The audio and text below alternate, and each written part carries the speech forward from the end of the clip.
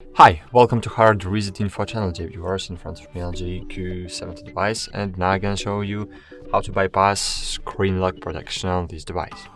But you need to know that if you will bypass the screen lock of your device, of course you will lose all data from your smartphone. Firstly, press and hold together power button and volume down buttons. Wait. When the logo will appear, release power button and hold it again.